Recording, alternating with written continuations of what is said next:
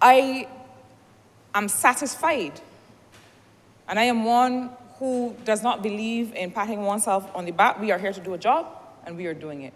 But I am satisfied that this government has, since 2018, shown an understanding and an expression of policy coherence, that there is a particular path, there's a particular journey, but there's a particular destination that we want to reach, and that whether it be youth, sports and community development, health and wellness, transport works, water resources, whatever area, people empowerment and elder affairs, that we make sure that we are in step and in sync. I am reminded, sir, of the population policy that I had the honor to lead in this place some weeks ago, debate on which I had the honor to lead, which aligns completely with this policy on aging. And in fact, when one reads this policy, it is clear that it is based on evidence. It is one of the other things that many governments often find hard to do, which is to actually relate the things that it does to what is happening on the ground. Not because you saw one thing somewhere, but because we do the research, we talk to people, we hear what people are saying, we see what people are experiencing, we feel what they want to express, and policy flows from that. It flows from a rigor of information. This information comes from the population and housing census. It comes, no doubt, from some of the administrative data that the agencies in the Ministry of People Empowerment and Elder Affairs collect. And perhaps, sir, that is where I want to start.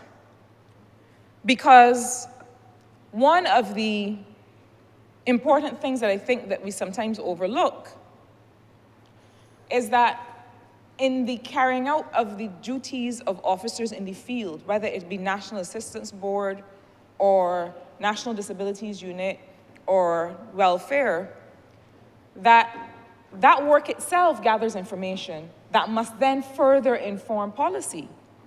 And I think, for example, of the Community Elder Care Program.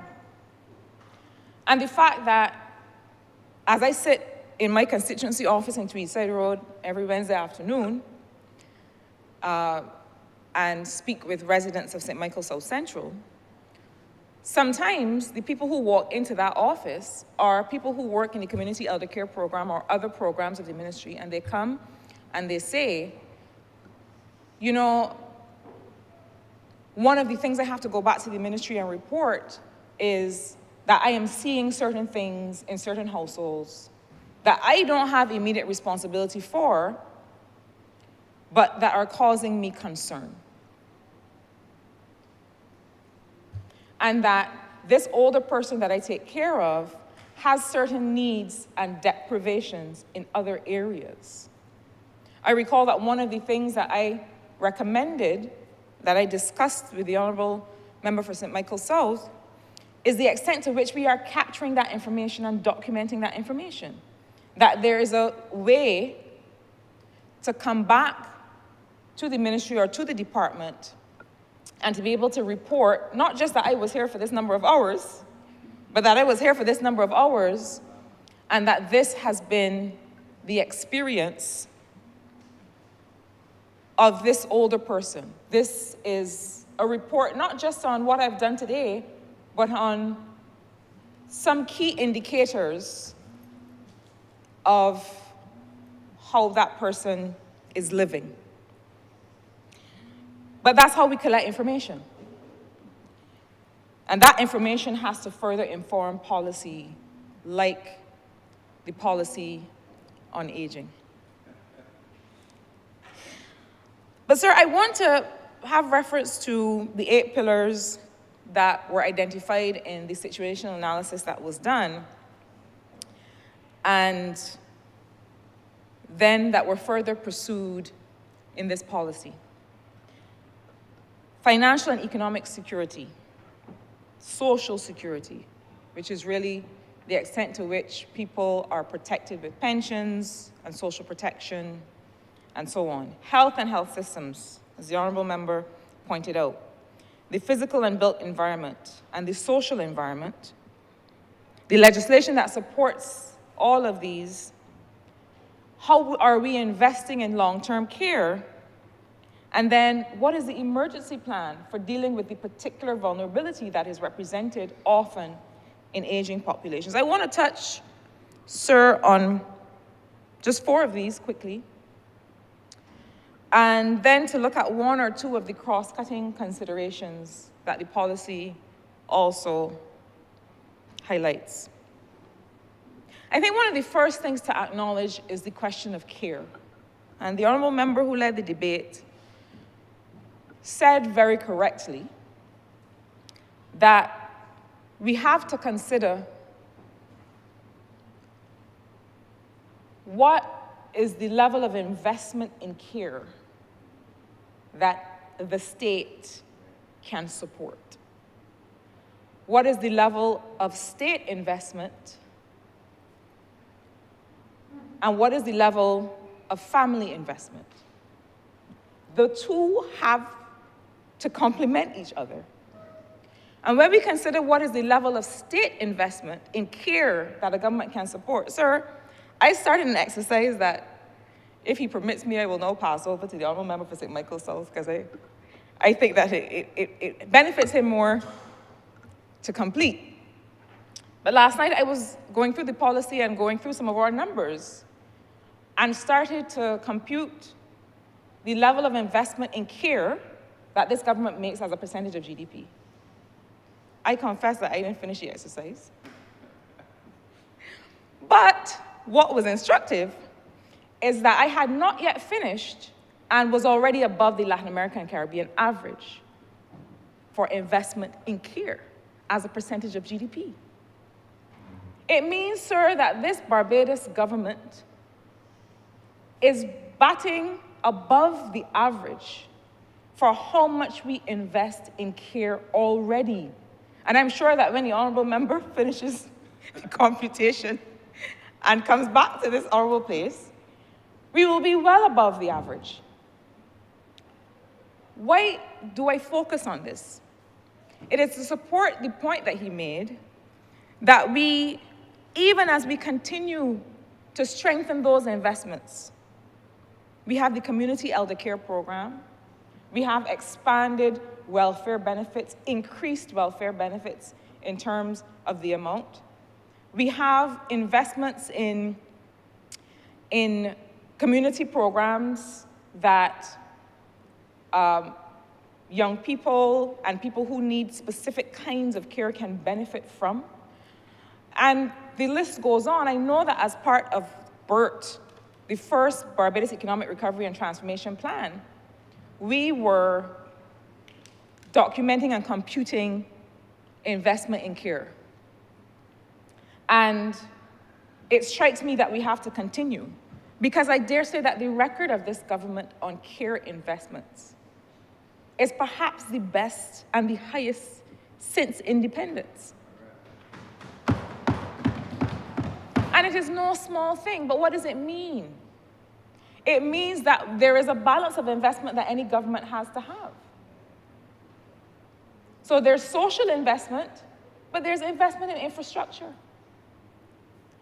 There is investment in health and wellness. There are all kinds of other draws, national security. There are all kinds of other draws that we have to manage and to balance. And it means then that that conversation, this national conversation from which this policy benefited, becomes more and more important. So it is one of the reasons why in the Ministry of Industry through Export Barbados, we have also started to build out and are near completion of the build out on daycare facilities and elder care facilities at Pelican in Bridgetown. And this comes from a legacy and an up till now unfulfilled commitment that is about to be fulfilled to be able to provide care facilities where people work and have the expression of their lives. And for many, many years, women who were working in what we then called industrial parks, and probably what many people still do call industrial parks, who are working in that area, found that there was no care nearby. That when it came to daycare facilities, there was no quick option for them to be able to make sure their children were safe and cared for, but not just safe and cared for. What are we doing at the facility at Pelican? We know, and the minister responsible for education transformation, the ministers responsible for education transformation, would tell you that one of the most important investments you can make in education comes from 0 to 3 years old.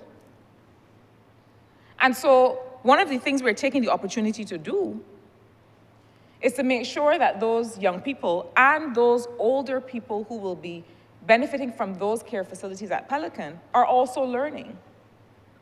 So for us, digital inclusion in the very early years and also in the very later years is tremendously important. And when I come to talk about the issue of elder years, income, and earning capacity, we'll see how and why. But at those facilities, it is not just about having people there and watching them. There was a time when that was what care was. People would say, I ain't got nobody to keep the child. And really what they meant was to make sure that the child survived the 8 hours. But we know it has to be more intentional than that. And then it has to be about what are the skills and knowledge that you are imparting and facilitating? What is the play that you are helping children engage in? What is the social interaction that you are helping older people engage in? Sir, we see so many people who retire from their formal jobs and go home. The people who have the greatest prospects of living well and surviving long are people who are able to stay active. Notwithstanding the other health indicators. People who have social networks, people who have things to do, people who have things to look forward to. The member for St. John spoke about the swimming program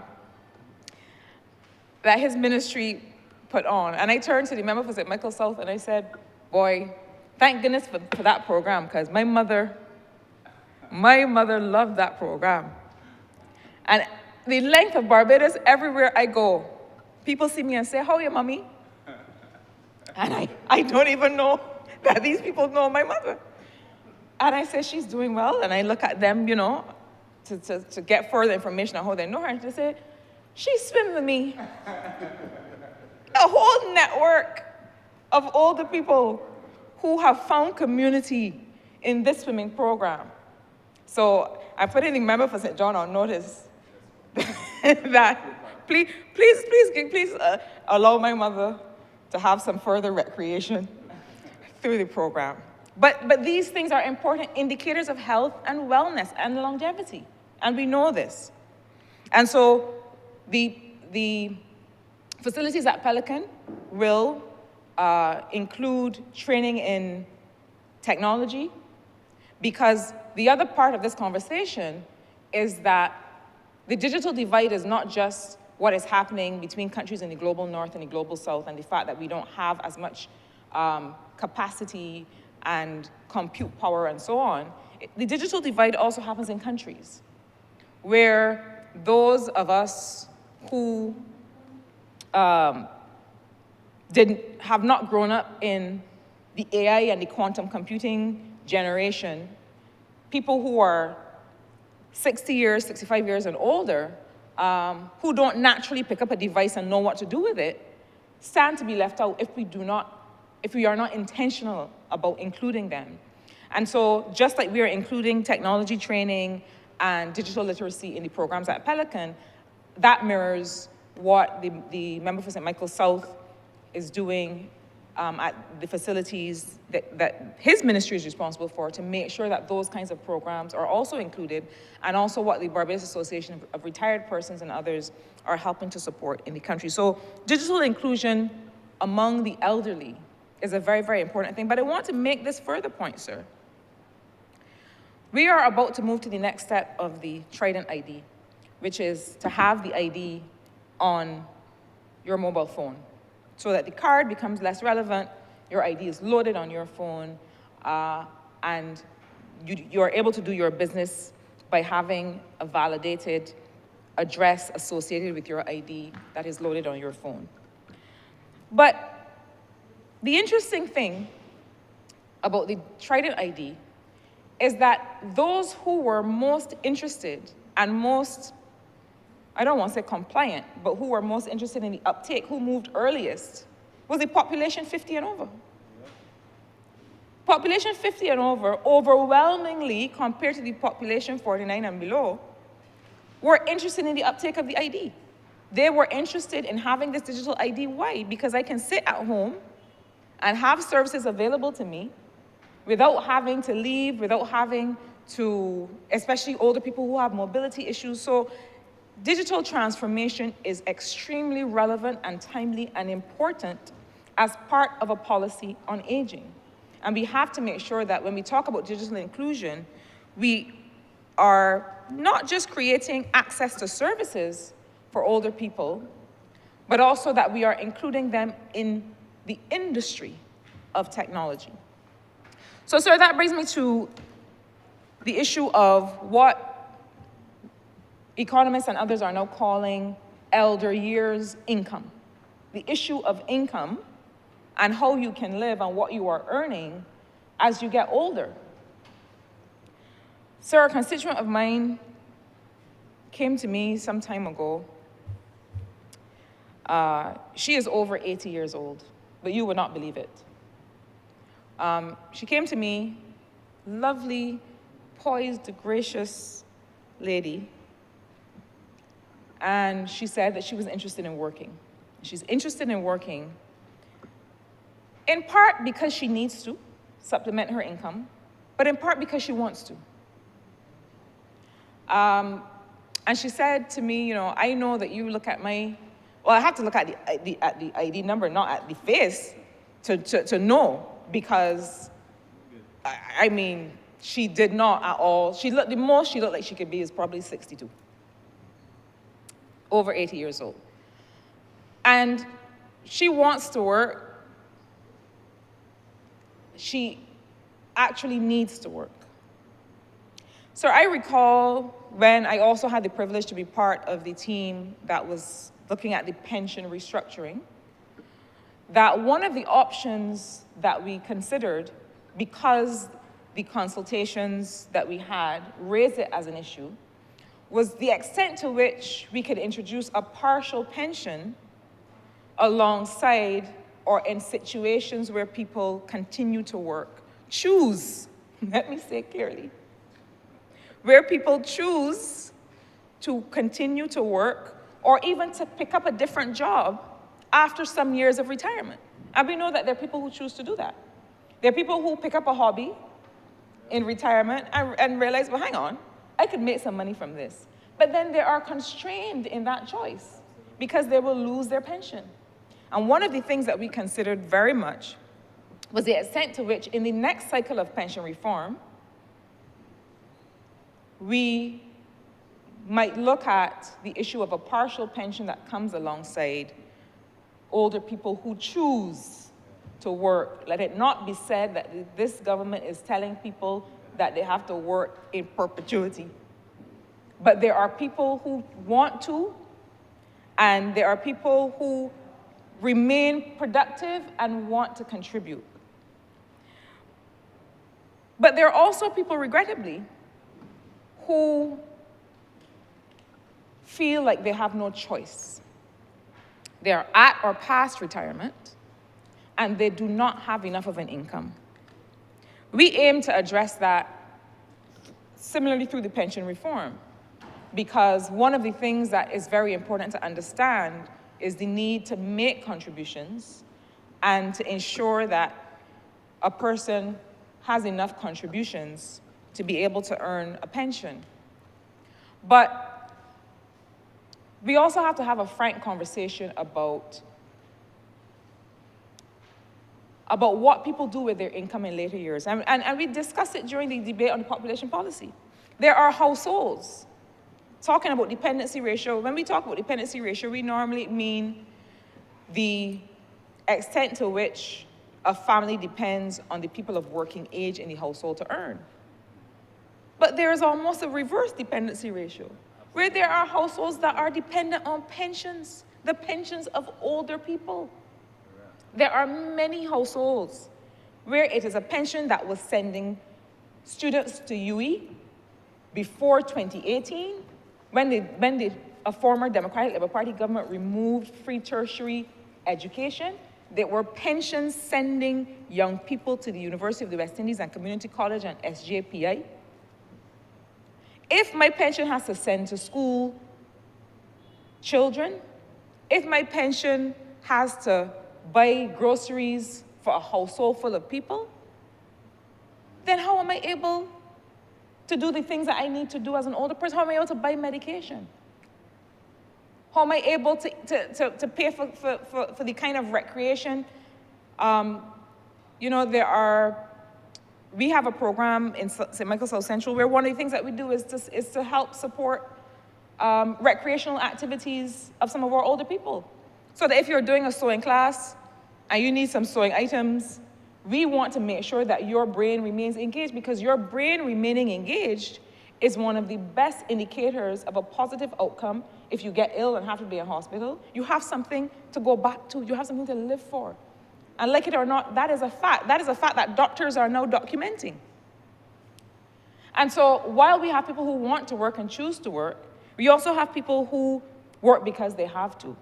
And the question is, how do we consider the structure of our pensions and our pension system such that those people who want to work can, but also how do our families and communities add to what the government is investing in to, as a community, support elderly populations? Because that is what it comes to. When the member for St. Michael South says this has to be a national conversation, that's what the national conversation is about. What is each of us doing to make sure that we are caring for the elderly in our communities? But sir, others said it before me. Coming to the question of health, wellness, and longevity that the policy speaks to. The health question, as it relates to aging, does not start when a person is 50 or 60 or 70 years old.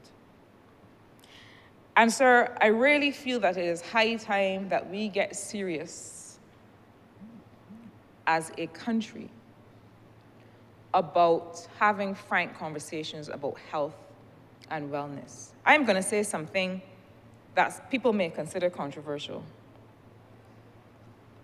There is a narrative that it is expensive to eat well. No. It is the case that foods that have lower nutritional value are often some of the cheapest foods that you can find. But I want to offer a different consideration. And it has to do with something as simple as portion control. The experts tell you to shop the perimeter of the supermarket. I mean, in our case, shop the market. All of the highly packaged foods that we think that we need, we often don't need. So that if we buy some sweet potatoes or some, I also think that we've overblown the difference in health benefits between sweet potatoes and white potatoes, because sweet potatoes are good, high in fiber, very good. White potatoes are healthy. White potatoes are healthy, right? I know people that think that rice is not healthy. I've seen a woman stop at a food truck and say, I don't do the lot of rice, I can buy macaroni pie. No, rice is a grain. It is healthy. Even white rice is healthy. A portion of food in general is the palm of your hand. A portion of sweet potato is 4 ounces. That could fit in my hand. I say all this to say that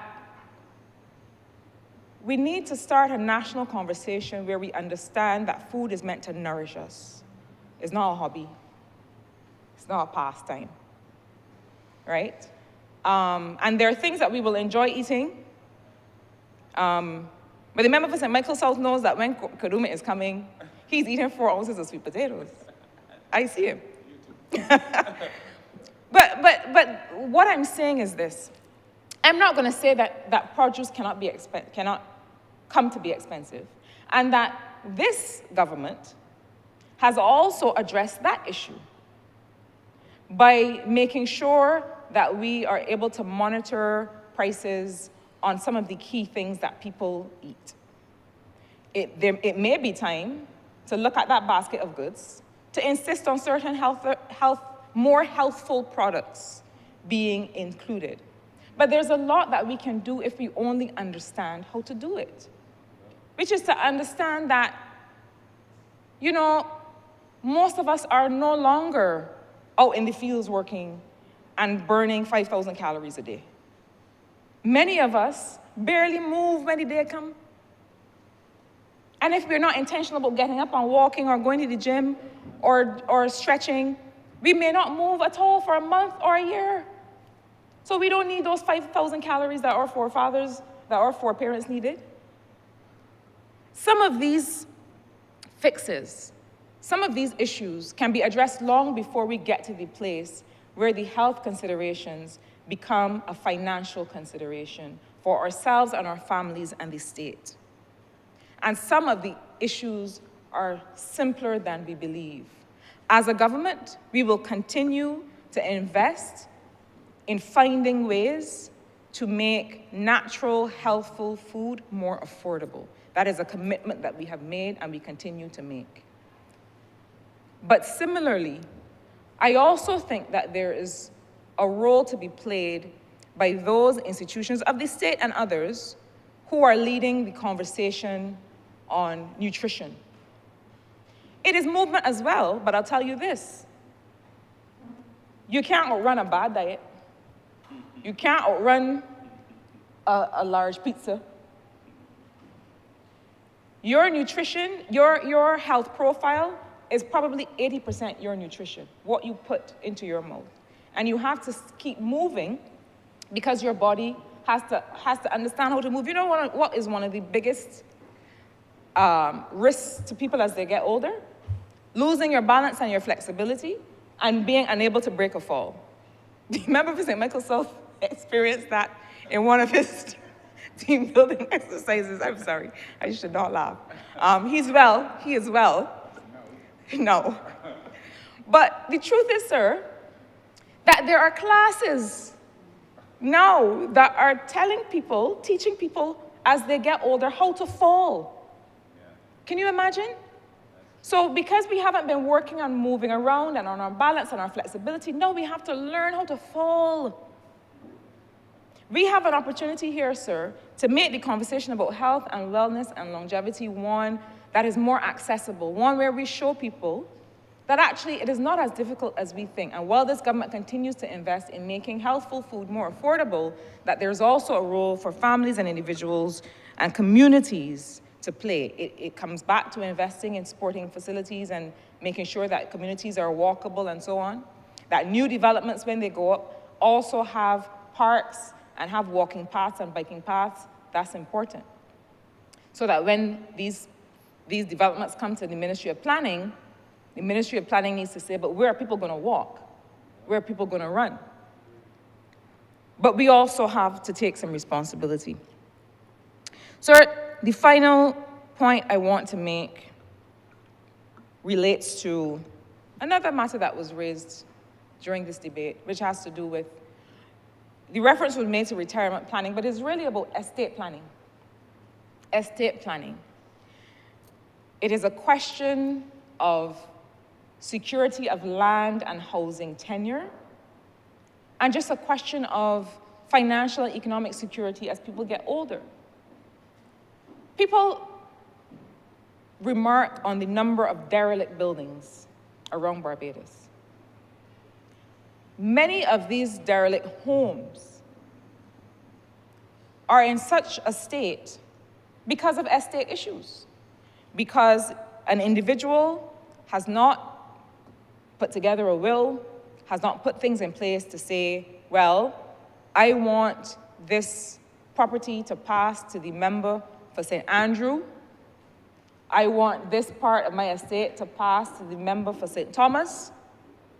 And then when the individual passes, there's no clarity on what should happen to this property. But not only that, the property then can't be used as an asset by the family for any other reason. And so a lot of the insecurity that we see when it comes to insecurity of dwelling and of land tenure has to do with that. One of the best things that we can do for our families and our communities is to make sure that your will, when I say your will, what is your will to be done on your passing is documented and made known. So yes, it is about retirement and making sure that you have enough for retirement. But that is not just about you, but that is also about the question of intergenerational fairness. You know, there are many people who believe that, and perhaps it is a holdover from our colonial past, that having children is an insurance policy. Now, I want to make very clear what I'm about to say. I have a responsibility to my family, to my parents, and to my family to make sure that I am responsible for their care. That there is no way that I could be alive and working in this country and my parents could not be receiving the appropriate and adequate care. But I want to make this further point, that if I fail to put things in place for my life cycle, for the years that I am alive, I am passing a burden on to future generations. And I want us to think about that. Because sometimes when we look at the difference between different kinds of communities around the world, what has made the difference between the levels of success in one community and the levels of success in another? The question of intergenerational wealth is not necessarily about leaving something behind. Ideally, yes, you can. But not leaving any encumbrance, if we can help it. Some of us cannot. But those of us who can do better owe it to future generations to make sure that we do not pass on that encumbrance, that responsibility to them, if we can help it. We talk a lot about intergenerational equity, and it's a principle that I very much believe in. Because while I want my niece, if something happens to me and I can't do any better, I would want my niece to care for me. But at the same time, I also feel it is my responsibility to leave behind the wherewithal for her to do so. I can do it. There's some who can't. But I do believe that the issue of estate planning, access to housing, leaving assets and making sure that your assets are well preserved for generations to come is also a consideration that we have to take. So I want to end on the question of one of the cross-cutting issues that was raised in the policy, and I'm very glad to see, so I spent many years looking at questions of gender equity in my work as an economist. And I have to say that when I reflect on the conversations that we have as a government, remember Professor Michael South made reference to it in his remarks. The conversations that we have as a government while coming up with policy in response to what we hear and see and feel from people. When I was a practitioner on the outside of government, I would have loved to believe that governments were having these conversations. Let me explain myself. Many of us who worked supporting or trying to support governments in policy spent so much time trying to get governments to understand the role of gender in these issues. And this is a government that asks 4 very key questions as a matter of course. What is the public purpose of a policy? What is it for? What will it do? Why are we doing it? What problem does it solve? What is the public purpose? What is the public mischief? Is there something about what we're doing that somebody can take advantage of and use in a way that we would not want? What is the public purpose? What is the public mischief? How can technology and innovation support or enhance what we're doing? That's a question that I often have to answer in the Ministry of Technology, that I'm happy to answer. But number 4, the most important, who are the groups of people? Which are the groups of people that stand to benefit disproportionately or suffer disproportionately if this policy were to be introduced? It is a very simple consideration. It's not high policy, but it is effective.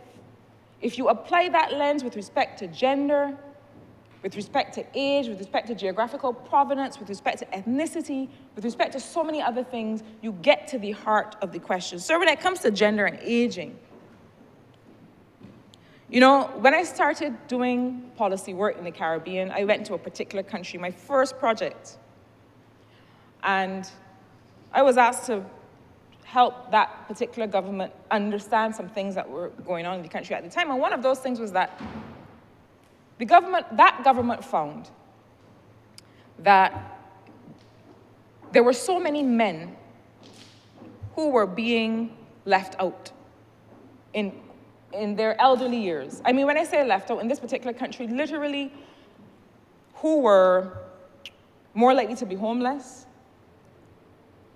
who were in very large numbers at that time, who were more likely to be left in hospital, for example, and nobody come back and care for them. The percentage of men versus women who experienced this kind of abandonment and deprivation in the years 60, 65 and above, I mean, it was shocking. But the reason really was that many of those men had what we would call visiting relationships, right? They didn't belong to any particular household or family unit. And so when it came to their older years, because they hadn't associated with a family structure, people were like, well, yeah, I know you, you look familiar, but you don't concern me. And that was the challenge that that country was facing at the time in overwhelming numbers.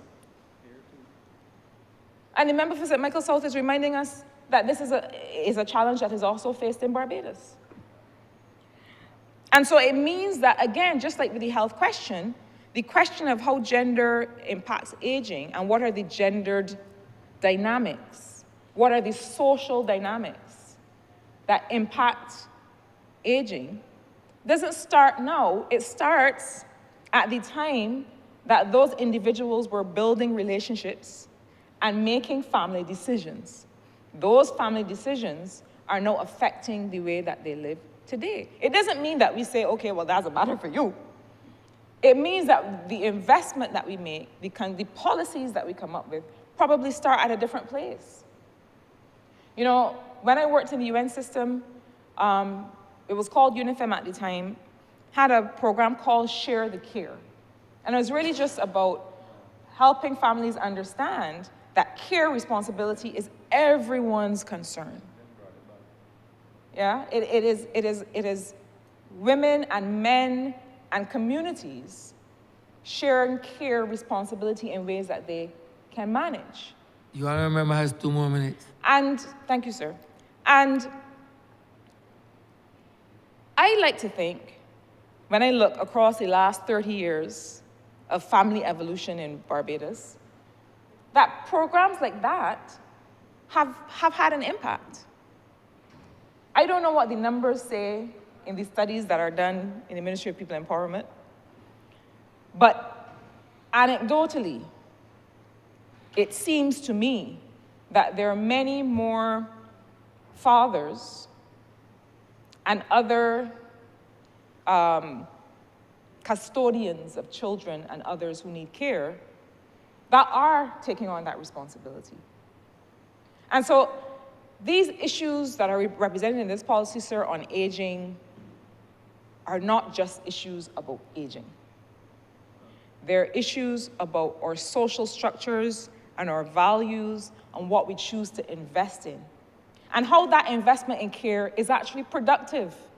It's not just that households are consuming the money that we spend on care. It is that those investments help people, allow people to continue to meet their full productive capacity. So, sir, just like the policy on population, just like the financial measures that we've taken, where this government has determined that there will be a 50% tax credit on elderly care facilities and hospices. Sir, that is what I mean by policy coherence. So it is not just on in the Ministry of People Empowerment, it's not just in the Ministry of Community Development, it's not just in the Ministry of Finance. All across government, we are looking to see how we are able to invest in a common understanding and implementation of the things that matter to Barbadians.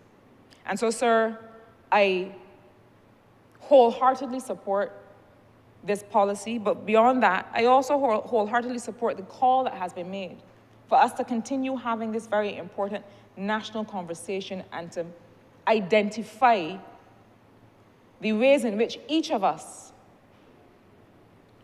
can and must take responsibility for every sector of our population, including and especially the elderly who have brought us here, on whose shoulders we stand, who have brought this Barbados to this place in our development, and to whom we have a clear responsibility. Mr. Speaker, I'm obliged. Honourable Member for St. Thomas. Thank you very much, Mr. Speaker. I wish to commend the Honourable Minister, member for St. Michael South, for continuing to pursue this policy and indeed to work towards implementing those goals that are necessary for our elderly or aged persons in Barbados to be recognized for their contribution over those many years, especially when they would have come through some very harsh economic times. Times were hard, families were large, and those parents and guardians worked beyond human call to be able to build this foundation that we now stand on, and stand on proudly, many of us not even knowing the kind of hard work and dedication that our foreparents made in order to be able to reach this level in our society where our housing is great. Our housing facilities are fantastic. The standard that was built for us, Mr. Speaker, has really caused me to be so proud to be a Barbadian. And so this policy, sir, properly coordinated by Dr. Lawrence Nurse, if you will let me call a few names, sir, Professor Dwayne Devonish, Dr. Natasha Sobers from the University of the West Indies, and financial support from PAHO, have really caused us to become more aware. It has jerked many of us of our sleep to be able to understand where we are at in Barbados and what we witness on a daily basis that is really not Barbadian for us at all, because our elderly persons who have laid the foundation in this country are the ones who are so poorly treated. And I believe that once the rest of Barbados becomes familiar with what the policy outlines and the plans that are in place, that they will be better sensitized as to what their roles are in helping to sustain or extend the lives of our senior citizens who are the trailblazers of this society. Mr. Speaker, sir, they worked in the plantations, in the houses of the massa and the white people. They worked in the roads. They did all kinds of honest things in order to raise families, sir, and not just small families either.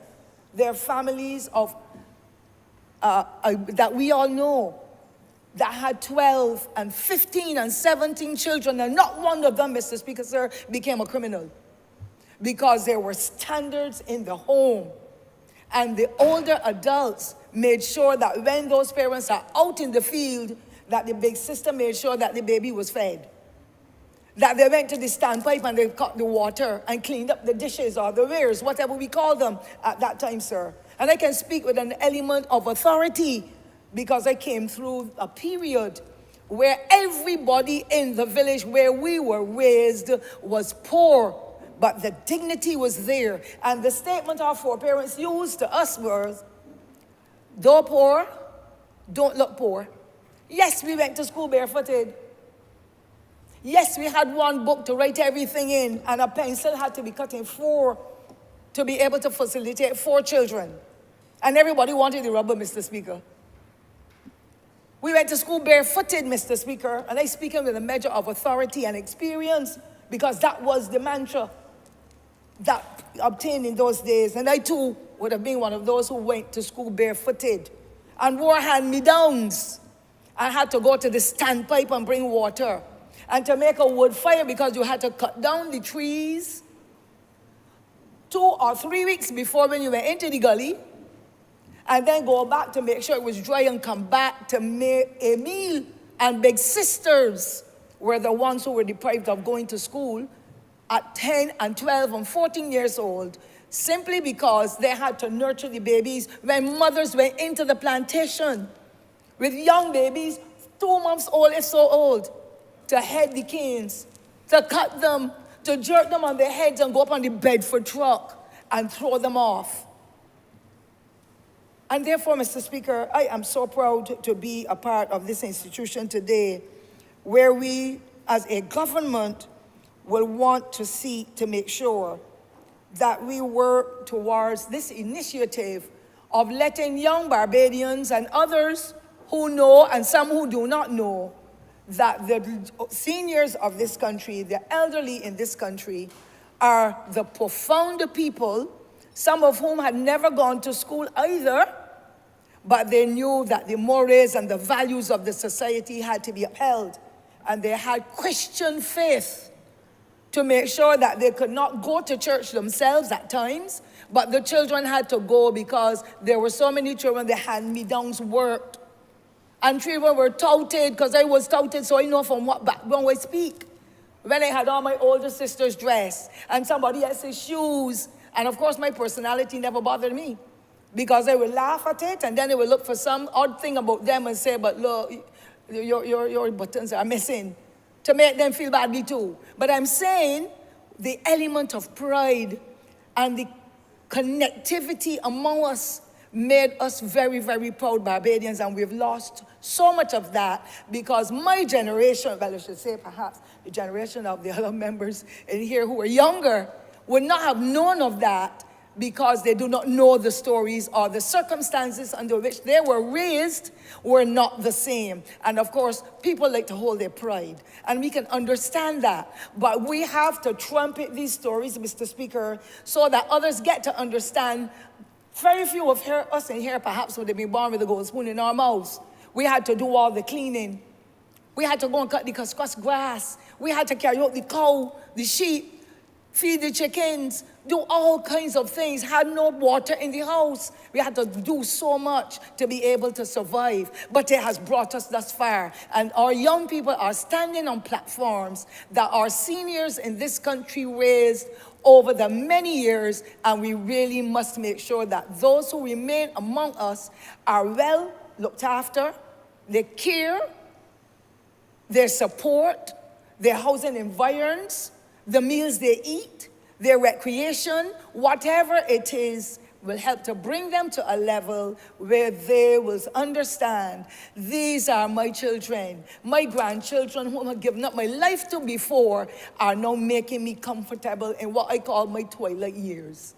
And so I want to say how happy I am to be a part of this institution today, Mr. Speaker, sir, to be able to see this element of the policy being discussed. And I know that there were efforts before, sir, to be able to bring sometime way back in the late 80s, or mid-80s, where there were efforts to be able to reach out and service our seniors who are the bedrock of this society.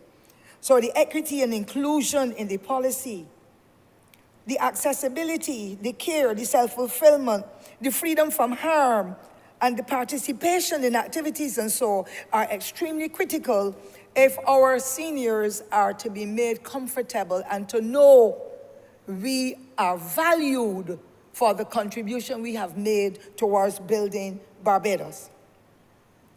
I want to laud the efforts of the administration of the Barbados Labour Party, sir, when the other honourable member for St. Thomas would have been alive and extremely active, and to speak to the vision that was so forthcoming and the initiatives that came out of it with the National Assistance Board.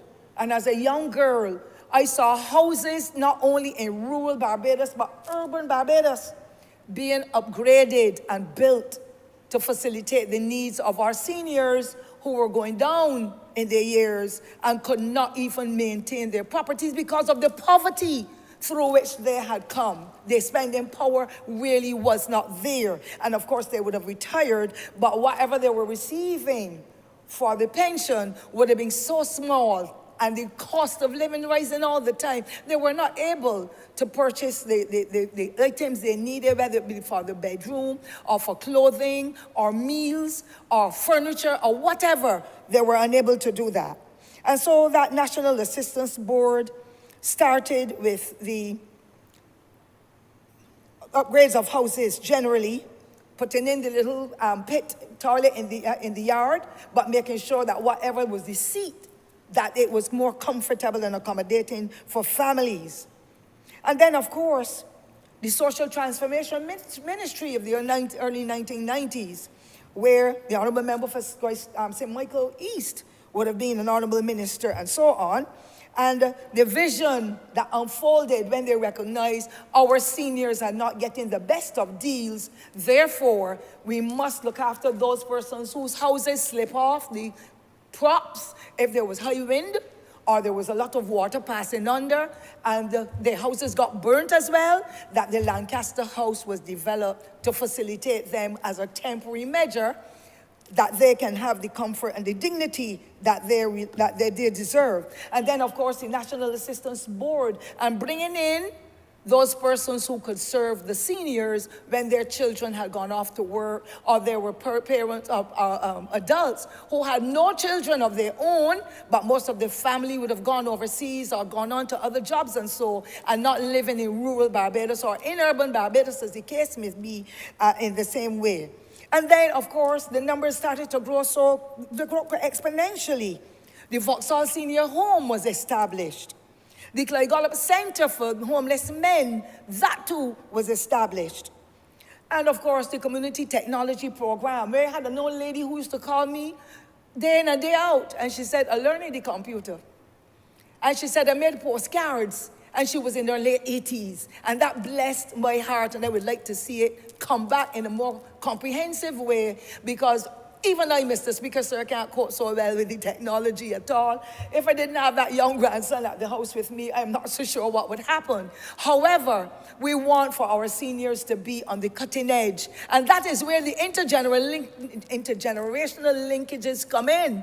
Because without that grandson in the house with me, although he's very impatient at times, and I get angry and tell him, I'm going to take you from my house, I'm going to send you where you live, come back and show me again. But those seniors didn't have that privilege. And so that project that the government instituted helped them to better, the seniors to better be able to become on the cutting edge or so in learning the technology. And then you have the community, the exercising and the dancing and the drama. And I have a senior citizen, sir, who is now a centenarian and going to 101st birthday come October. May the Lord spare her life. Who did the drama program.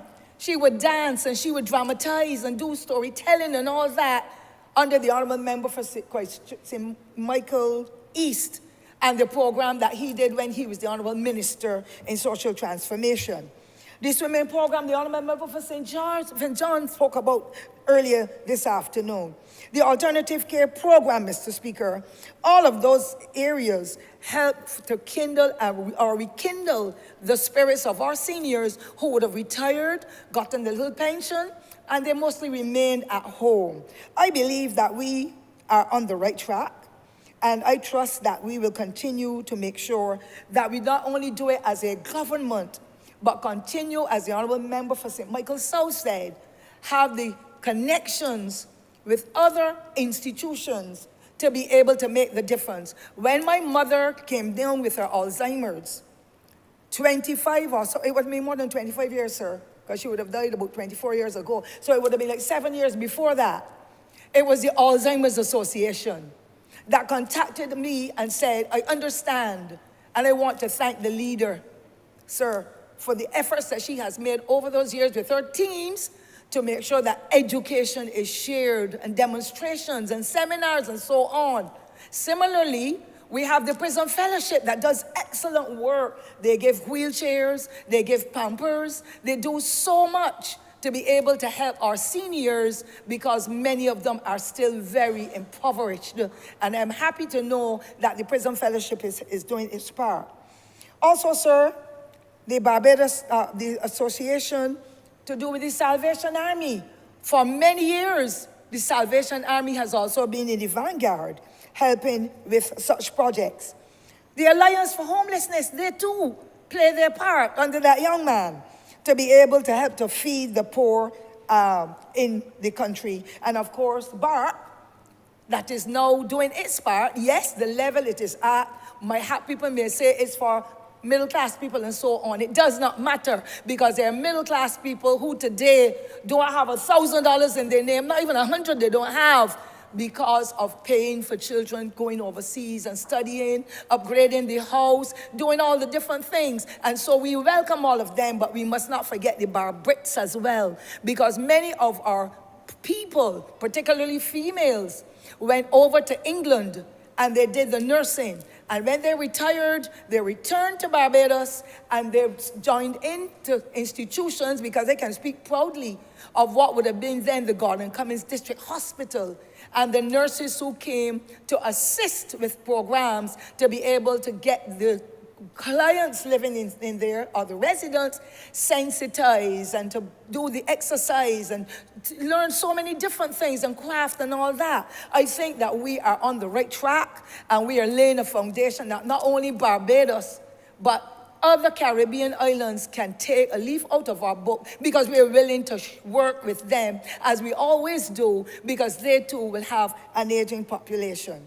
Now, I know, Mr. Speaker, sir, that I should include, sir, if you will allow me, the faith-based institutions, community groups and volunteers. They too do their part in making a difference. And when we hear, sir, the statement that says, a village without elders is like a well without water, we really need to step back and give thought to it. A village without elders is like a village without water, because the elders are the ones with the institutional knowledge and the history that can share it with the younger folk. I nearly said, sir, like me. Share it with the younger folk that they can understand Barbados was not always like this. Our lifestyles were not always like this. We had to go to the gullies and pick the breadfruits in order to come back and cook a meal.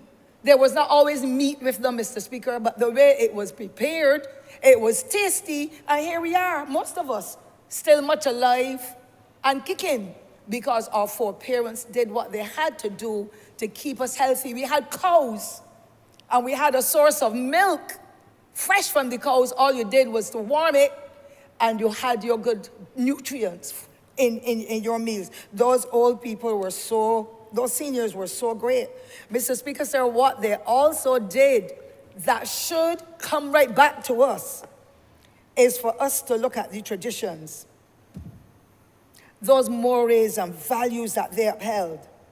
The traditions, the games, the storytelling, and children will sit around in the neighborhood and they will play puss catch a corner. They got exercise. And the seniors had their eyes out on them, especially the girls, because my mother has 7 girls and 1 boy, so she had no choice. Look out for her girl children. However, we got the exercise. We shared ideas. We shared the fruits and vegetables we grew in our... Barbados was so different then. Are we talking to our children now? And are we working towards those intergenerational linkages that are necessary that our children can get to understand and tolerate? It is not only that granny or granddad is old, it is that, yes, the memory may be going and coming, but we can do things to help to stimulate them so we can get our young children to play Ludo with granddad, or a game of dominoes, or a game of Mora. Mr. Speaker, sir, that you yourself might be so young you may not even be familiar with what is Mora. Or to stoop down and make sure you have on a good pants under your dress and pitch. You dig your own king hole and you would pitch. That was a form of exercise because you had to stoop. So you didn't have people with knees and the arthritis getting into their system, Mr. Speaker, like mine would be now. The whole lifestyle that we lived is going through the window because you can now call up a business place and say, deliver some chicken, deliver some rotis, deliver whatever, and we're not cooking and preparing those meals that will have the necessary nutrients to build our bodies and keep us as healthy as before. So, where's the culture of Barbados? Hitty-bitty, so fast and tight, shut up your lap, tight. And when children understand that game, they will play it.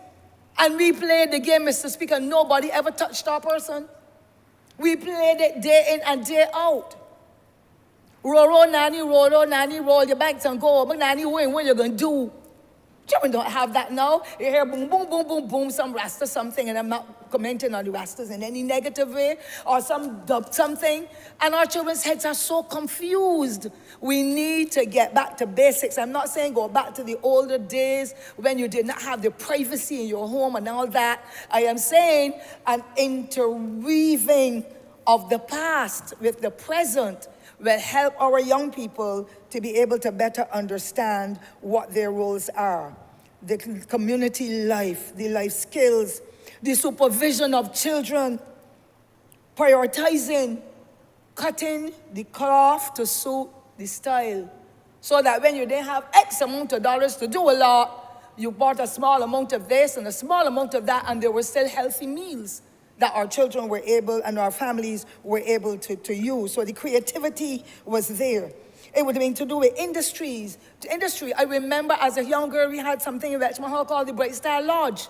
And every time you had a 25 cents, you would put it on the lodge. You know what that did, Mr. Speaker, sir?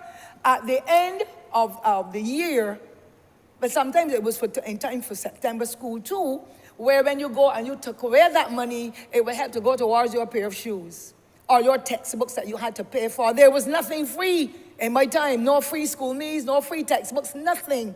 And therefore we knew, do not go now and buy a Polar.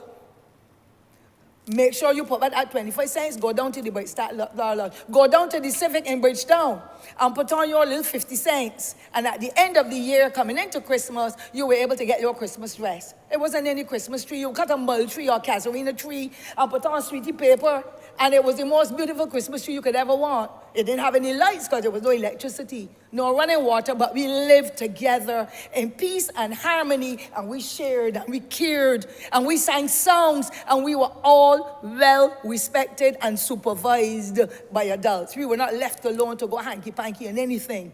We were all supervised. We need to get back to rearing children and teaching them they must be tolerant, they must be respectful, they must be creative, and they must show love and appreciation for whatever they have. That is what our seniors did. There was the industry and so on coming through. The other thing is, everybody now wants to have a patio, not a patio, a lawn. All four parents made sure they put 2 okra seeds in there, and the little extra land they had. And they're the ones who worked so hard in the cane feast that they were able to access the Tenantries Freehold Purchase Act, properties that they could build the houses, that they can do whatever. Sheep, goat, pig, rabbit, everything we raise, now we have to come to town and buy. Who is linking with those young people to tell them you can still put a set of ducks in the yard, you can put them in a pen. You can still grow a few vegetables. You can still grow a few fruits. You can still do so many things in the space that is available instead of leaving everything to run to ruins. It really is wrong. So thrift is there. But you know what is most important, Mr. Speaker, sir? The respect that was due. So you never walk by and saw your neighbors and never say, good morning, Miss So-and-so, good morning, Mr. So-and-so. You spoke with them. You showed respect in the bus. You did not fight, you did not curse, you did not threaten, because you know when you reach back home, there will be some kind of punishment that will be there for you. Every Sunday, sir, we went to church, or Saturday for that matter. Where are our children now on Sunday mornings? Watching the TV, playing with the devices. Some of what they're watching, no parent seems to even know, because if I had to look at it, if I could hear cursing, but then they know what that is about. But no monitoring of our systems. We are making them wear clothing as adults would. Nippy. Half naked then, Mr. Speaker, sir. Body parts exposed. Some of them body is not even as pretty as mine as an old body. And where are the standards? Where are the standards? Those seniors whom we are pushing in a corner now are the ones who upheld the standards in the society, and they were looked up to despite the fact that there were many children and there were. Yes, our lifestyles have changed. Many of us now will have no children at all, or we might have 1 or 2. But there are other families that have large numbers of children. Who is nurturing them? And then when you see the children disorderly, you say, you just use expletives, little boy, come back here, little girl, come back here. And the mother's behind you, he only by his curse. He only used to behaving bad. And we are losing it in our societies all the time. We grew up in a society, Mr. Speaker, so we had little or nothing, but you weren't hearing about murders. You weren't hearing about breaking of houses like we are now. Something is definitely wrong with what we are doing, and our seniors are in the heart of the maltreatment that is being meted out to them by the same children whose foreparents or whose parents they raised and raised them in the correct way. We need to step back, look at where we have come from and what we have achieved, and if it is not working for us, we need to go back and look at some of those morals and those values and so on, and bring them back into the system. Now, I want, Mr. Speaker, sir, to also refer to the valuing of education, because some of our children don't go to school at all. And you see the changes in this society, where you had the Rockland bus and the elite bus and so on. People had to behave well in the buses. Now we have sought to assist ordinary people will being able to get a piece of the financial pie. And my senior citizens are getting into ZRs, and the money is being taken away from them if they give a $5, not a cent in change back. Some of them are getting in, and the smoking is so deep that the old people can't even cope. I don't plan to get in any, because I know somebody will beat me. Because they will say, hand me back my money and let me get out. and perhaps I might be assaulted, and I'm not so sure what I will do because I'm not as old as some of the seniors who have no voice. I am saying we try to empower these folks, give them the resources, get them to get into business, and then our seniors are getting the worst part of it all. It needs to stop now, Mr. Speaker, sir. I also want to, Mr. Speaker, sir, to indicate what is happening today, because I know my time is limited. The Elder Affairs Department, in which my colleague, Dr. Wiltshire, and I work, and of course in association with others at the 1000 family and so on, we have interactions with each other to make sure that reporting and so takes place. Some people call him, Mr. Speaker, abandoned for a whole week with nothing to eat, but it is their house. I can understand in some instances, sir, where there may be families, where it's a mother and 2 children, the daughter of the senior, whether it be male or female, and that person has to get to work by a certain time. They have to hold the work in order to be able to pay the utility bills, because the pension that the senior is getting might be just a little small amount. And in all goodwill, they've put the food in the flask, cover it down. The food is there in the flask, but you know what? They tighten it so fast, Mr. Speaker, Ma is home alone. And when that person returns at 5 in the evening, Ma hasn't had a single thing to eat. It was not an ill will of the person, but it is because they wanted to make sure I can get to work on time. And Ma is there with nothing to eat. Where are the neighbors that Ma used to clean their own little behinds? Where are those neighbors that Pa used to help them get a tin of sardine and a pack of biscuits to survive? We have lost it in most of our communities, if not all, and it is a very frightening experience, Mr. Speaker, sir. I must tell you. Cruel treatment to seniors, to elderly people, beatings, starving, I mentioned that, robbing, thief in them, Mr. Speaker. Every day the reports come in. There's documentation where people write letters. They send a note. They send WhatsApp messages, because the most popular phone in Barbados now is mine. And I can understand that, and I appreciate people reporting it to me, because that has always been my life in the community where I was raised. People come and say, I need to get so guide me, miss. They will call me Miss Ford, they will call me by my nickname, whatever. I will continue till I die once I have my mental faculties intact. And I'm saying, if you hear the stories, Mr. Speaker, you will cry. Our seniors, most of them I should say, are not getting a good deal at all, especially with friends and families, those 2 F's. And it has to be curtailed.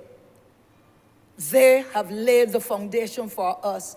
We must give them the love and the affection and the care that is necessary. And this policy, Mr. Speaker, sir, and the legislation that will come will save it. But you know what, Mr. Speaker, that is not all. The old people are being put in the worst room in the house to sleep with the water coming through from the rain. And the young people are in the beds and living and having a good time and swearing and cursing and insulting them. And then what is the worst, Mr. Speaker, sir? They're taking them into an attorney at law or attorneys at law. Power of attorney. Deed of gift. I can remember vividly an old lady who used to walk from Hillaby in St. Andrew with a big basket on her head from what we used to call the cane lily. Goldie was her name. And she would walk from Hillaby, come through Jackson, where we see her going at Sherwin School in the 70s where I worked. With that load on her head, the breadfruits, the bananas, the cassava, you named it, to sell. And then one day I saw in the Nation newspaper, I think it was, Goldie's picture in a house in Green Hill, living under a cellar because the son or the daughter who got married moved her out and put her under the cellar on the plain dirt, Mr. Speaker. And they're living inside the house. And it is going on in almost every community now, sir. And it has to be addressed. And I pray that this policy we're working towards, as well as the legislation, will cause this to come to an end and some people go to prison. You cannot treat human beings like that. It is a good thing that they know them, because that's not how they were taught by the same seniors that they're now ill-treating. It has to stop, Mr. Speaker. That deed of gift and that power of attorney. And you know what? Although it is rumor, according to what I heard, some of the people at that level are benefiting by the same old people who, when they get there, the head turned upside down. They can't remember. And they put in their own name and get the property, or they put in the children's name. And I'm hearing it. And I'm not casting any aspersions, sir, on anyone here or anyone out there. It is just that is the information that is coming. When the old folks sit and talk with us, those are the things that are being revealed. It is wrong, and a court of law has to treat to it in that respect. My other beef, sir, and that's why I'm so proud that this legislation is going to come, this policy has been already prepared, is to do with healthcare support. Unfortunately, there are folk are being abandoned at the Queen Elizabeth Hospital. I cannot imagine how a mother or father, grandmother, grandfather, cousin, auntie, because some aunties didn't have any children of their own, and we also know that the birth rate in this country is dropping. So therefore, our seniors will not be able to cope in the way they would before. But anyhow, that is beside the point right now. But they're being taken to the hospital and left with suitcases, abandoned lives that made contributions to build this country, being abandoned at a hospital that we know is the only premier hospital we have. And sometimes their conditions do not even deserve for them to go to the hospital. They just need somebody to take them to the polyclinic to get the treatment. But you know why they got to go to the hospital with a suitcase and dump them? Because those who take them there want the properties that they have. And I want for us to continue to have synergies with the constabulary, with other institutions, to be able to sit and put on the table, these are the challenges we are seeing that we would like to have them address with alacrity. It is the only way we're going to be able to stop it, Mr. Speaker. Bodies in the morgue. Persons worked a whole lifetime. And because they're in their 80s or their 90s or even in their 50s and 60s, the Alzheimer's might have kicked in, or the dementia, or some other ailment, diabetes, whatever. These folks, after they pass away, they are in the morgue at the Queen Elizabeth Hospital or a morgue at another funeral home and not being buried for 8 years and 10 years, Mr. Speaker, sir.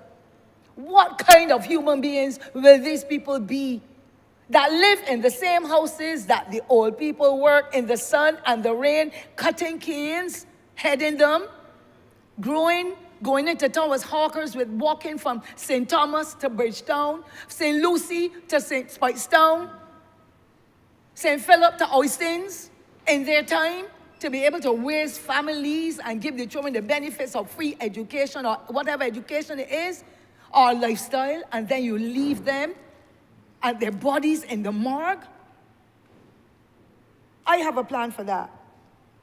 It was done before, and I will share it with the Honourable Prime Minister and her team, because there has to be some clearance of that morgue, and there has to be dignity. Even though they're dead, they need to have a proper burial or an urn that the families will come in, because they're living in the houses. They can pay for the turnout and give those old people the dignity that they deserve.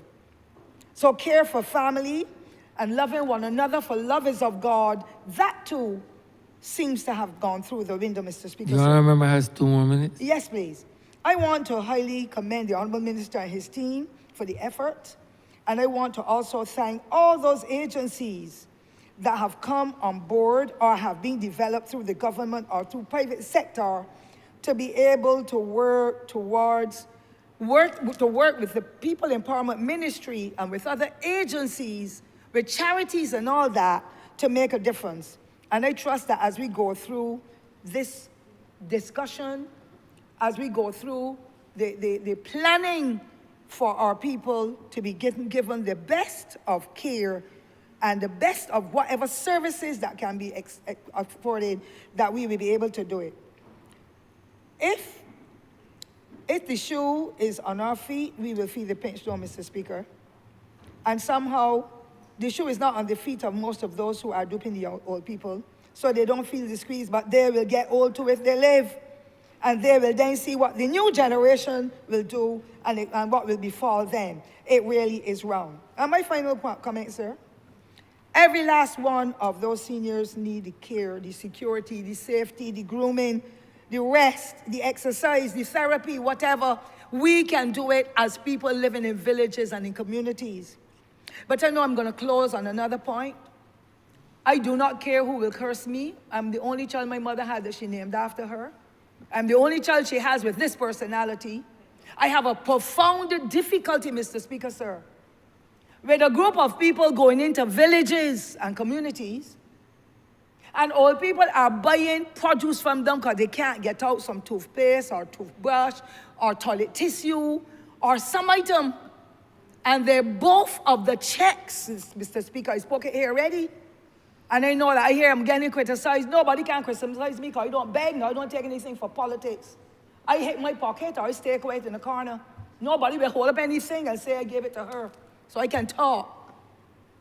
Concluding, sir, those senior citizens who cannot get out and they're doing that kind of purchase, if they spend $50 to get the items done, Mr. Speaker, because they can't get out and the children not looking at them, nobody in the neighborhood is, which is wrong.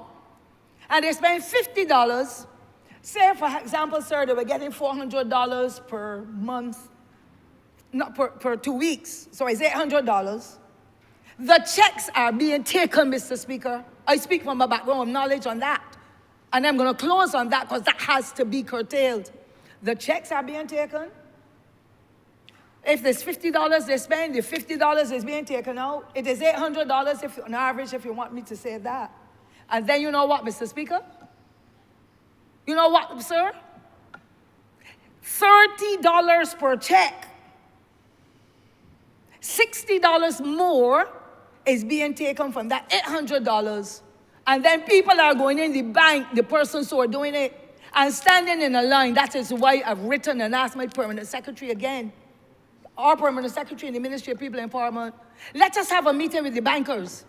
Let us have some meetings with the police officers, because it is the worst evil anybody could do to see somebody downtrodden and to walk on them, and then you go in a bank with 35 and 40 checks from senior citizens. $30 a check. Multiply that, Mr. Speaker, by 30. I hardly went to school. I never sat in a fifth form yet, sir, except I went to look for a friend, so people might say I'm an idiot. Multiply that, sir, by $30 per check. And then you will be able, sir, with your brilliance, determine what is happening to our seniors. I want the legislation like yesterday morning. And I pray to God that the policy and the framework that we have will be put in place, the sensitization across communities, and of course that legislation will bring some of them to the fore, because our seniors are the most valuable things that can happen to us in this society or any society, because they have given us the life and prepared the platform for us to be able to rise to a level that can make a difference.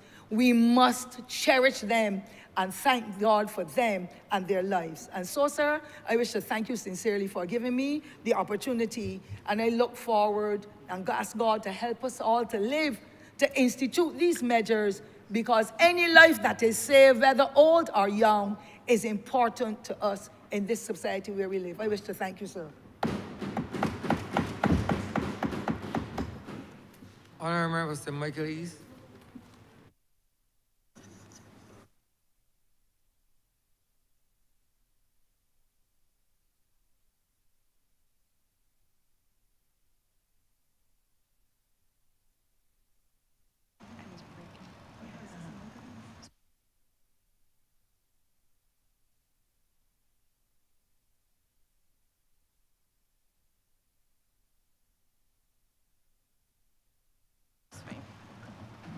Honourable Leader, Government Business. Thank you, Mr. Speaker. I beg to move that further consideration of the resolution be postponed.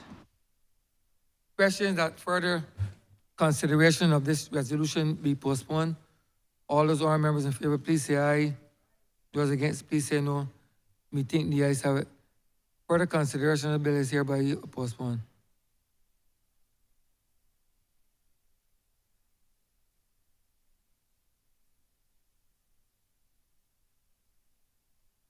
Honourable Leader, Government Business.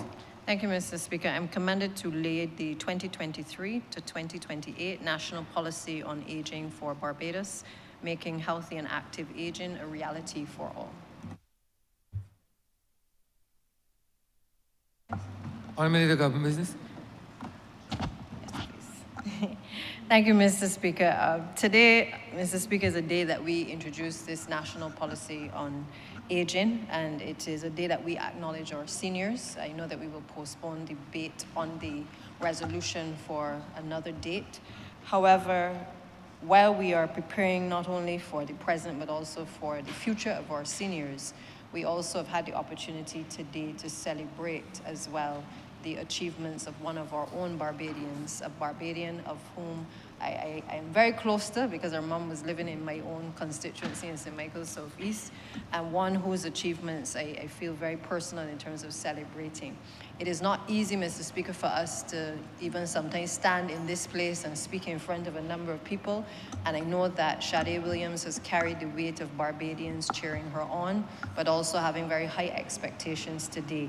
And I think on behalf of the entire Parliament, certainly on behalf of the Prime Minister and all of Barbados, I want to take this opportunity as we adjourn the House to certainly congratulate her on this particular achievement, placing 7th in the 400 meters. I know we would all want gold, but I think that based on what she has achieved thus far, this is still particularly significant and very dear to the hearts of all Barbadians. And so I would want to take this opportunity to congratulate her.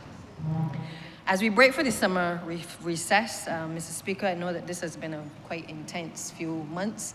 I don't think that we would have made it through if it was not with the dint of effort from certainly the drafters and persons within the Solicitor General's chambers, persons who have been drafting legislation, to be able to bring the legislation that we have done so into this chamber. That has impacted on the lives of ordinary Barbadians. We would not be able to do the business of Parliament, obviously, if it was not for the clerks of Parliament and all of the ancillary staff. And we are certainly grateful to all of them for the assistance that they provide to us at every session, whether it is on short notice or otherwise. I want to thank as well the ancillary staff who provide the necessary support in this institution, as well as the catering staff, and no doubt the Barbados Police Service as well, who provides our security. And of course, Mr. Speaker, the public for watching and also for engaging with us. The public gallery is not as full as it used to be, but I know that now the technology has changed and many people prefer to watch the proceedings online and to follow at a later stage what is happening certainly within this particular chamber. But I want to thank them as well for participating in our various committees. Many ordinary Barbadians have been able now to witness 3 of our committees fully functioning. And we look forward to being able, particularly with the majority that we have as a government, to being able to continue to consult and to engage with the wider Barbadian public, to be able to have them to input in various pieces of legislation. And I say that, Mr. Speaker, because I think it is important that as we break, that we understand and appreciate that when we have such a huge responsibility on our shoulder, which has been given to us by way of the mandate of the people, it is important that we do not take it for granted. And sometimes we may not always get it right, but the onus is on us to make sure that we keep the consultations going, we keep the lines of communication going with the general public, to be able to make sure that the legislation that we pass in this chamber redounds to the benefit of all Barbadians across these lands. We've had a number of achievements this year, apart from the committees.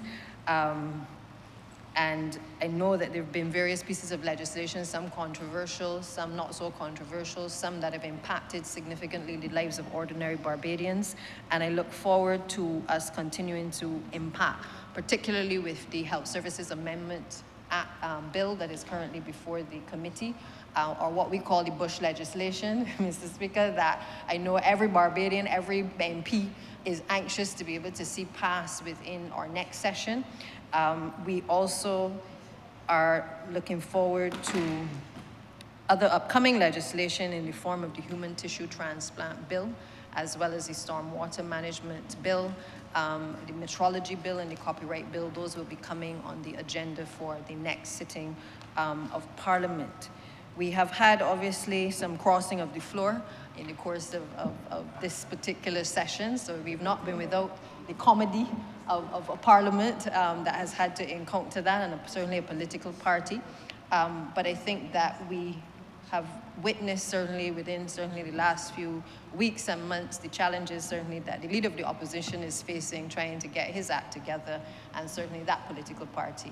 And I hope that while we take this recess, that they would certainly pay attention to what is happening, and that they too will take a moment to recess and to reflect on what is happening and the examples that are being set for the people of this country, and certainly for the governance of this country, because it does not make sense that the leadership of the country is fighting amongst itself, whether on this side or on any side. And I would hope that whatever those issues are certainly put to rest in due course and in the interest of all Barbadians. Mr. Speaker, I would like, therefore, to thank all of my colleagues for their participation in the debates. They have been in full attendance for the most part. Some are out of the jurisdiction presently. Some are getting ready to certainly take their holidays with their children and their families, which I know is much overdue.